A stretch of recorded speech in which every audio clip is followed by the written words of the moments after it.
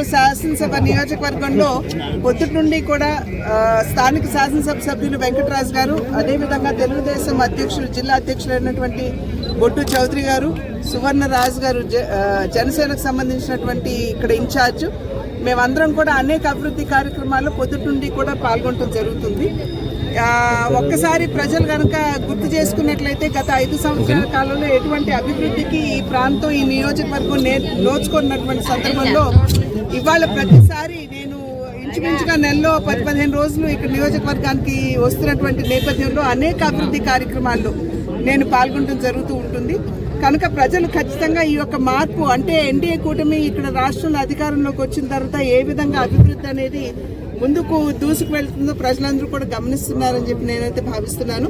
స్థానిక శాసనసభ సభ్యులైనటువంటి వెంకటరాజు గారు ఎప్పటికప్పుడు ఈ నియోజకవర్గానికి సంబంధించినటువంటి సమస్యలు, ఇబ్బందులు నా దృష్టికి తీసుకొస్తున్నటువంటి సందర్భంలో ఈ నియోజక అభివృద్ధిలో పాలుపంచుకునేటువంటి అవకాశం నాకు కూడా దక్కుతున్నటువంటి నేపథ్యం.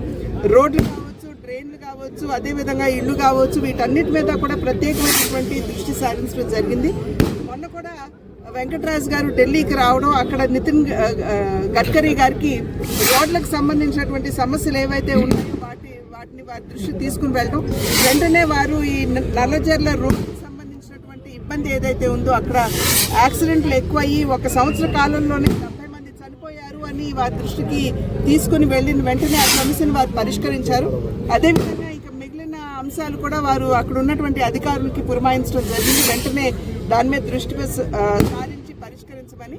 కనుక ఈ రకంగా మేమందరం కూడా ఎన్డీఏ కూటమి ఏదైతే ఉందో ఎటువంటి అరమరికలు లేకుండా కలిసి ముందుకు వెళుతూ ఈ నియోజకవర్గం అంటే శాసనసభ మాత్రమే కాకుండా పార్లమెంటుకు సంబంధించి కూడా అభివృద్ధి పథంలో ఈ నియోజకవర్గాన్ని ముందుకు తీసుకెళ్లాలి అనేటువంటి ఆలోచన మేమందరం కూడా పనిచేస్తున్నటువంటి నేపథ్యం ఖచ్చితంగా ప్రజలందరూ కూడా గమనిస్తున్నారని చెప్పి నేను భావిస్తాను.